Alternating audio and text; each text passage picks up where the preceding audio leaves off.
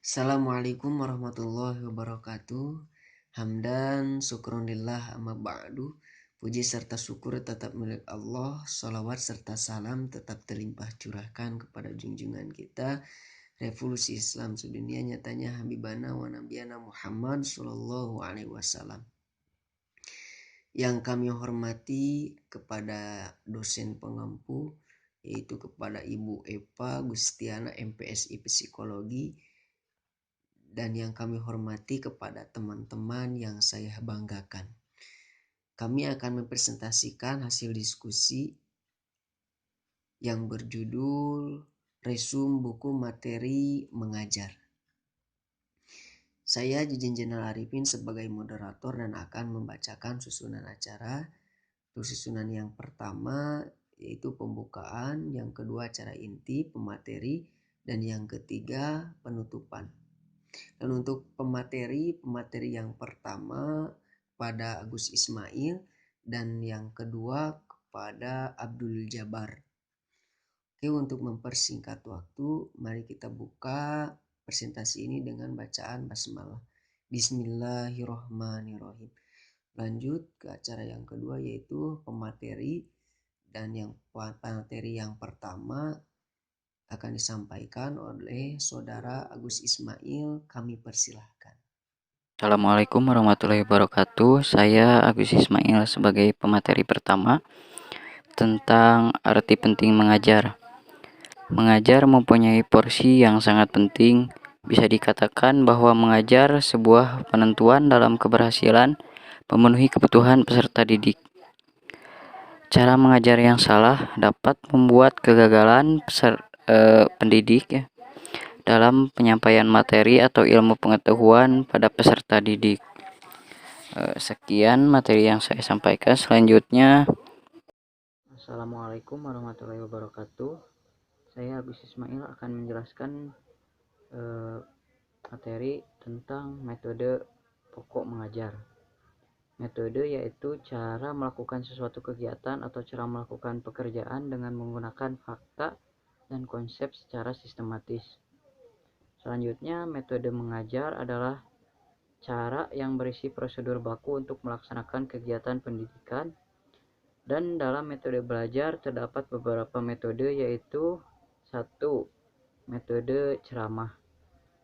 Metode ceramah yaitu metode dengan cara mengajar menyampaikan informasi dan pengetahuan secara lisan kepada siswa yang pada umumnya mengikuti secara pasif. Dan 2. Metode diskusi.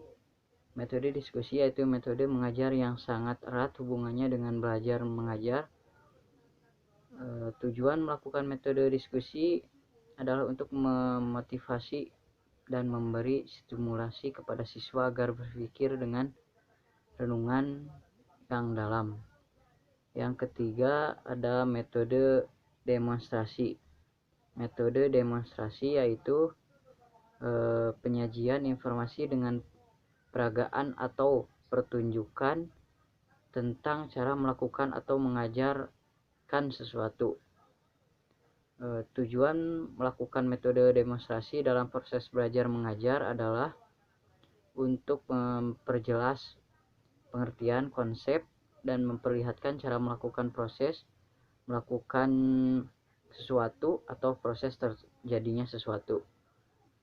Yang keempat ada metode simulasi, yaitu metode dengan cara menggunakan situasi tiruan untuk memahami tentang konsep, prinsip, atau keterampilan tertentu.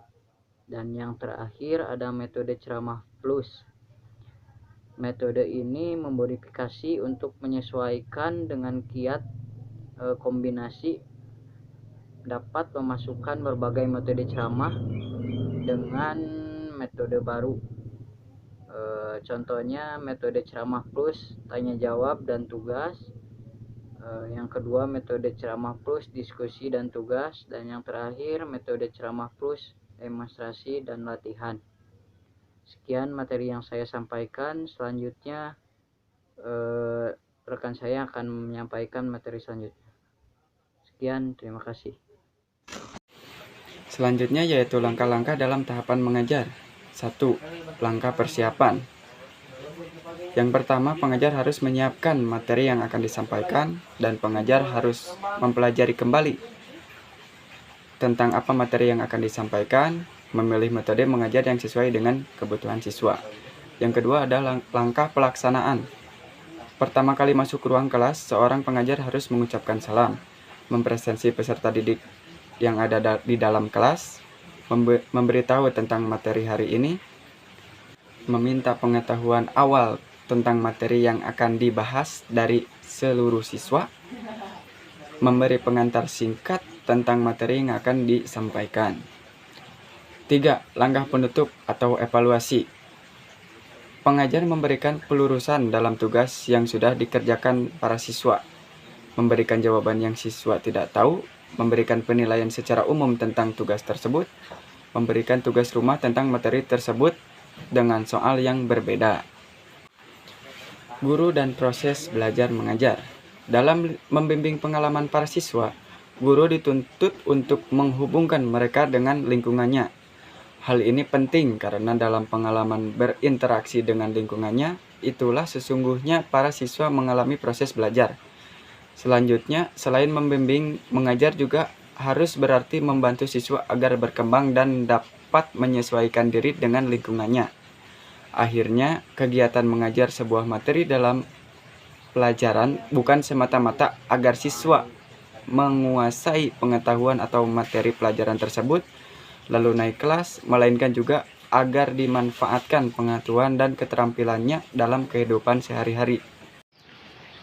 Jadi kesimpulannya adalah mengajar merupakan hal yang sangat penting bagi peserta didik. Bukan hanya sekedar menyampaikan materi pelajaran, tetapi harus memberikan juga sebuah metode dalam proses belajar mengajar. Dalam beberapa banyak metode pokok yang telah disebutkan, bisa diterapkan dan dapat disesuaikan dengan kebutuhan peserta didik.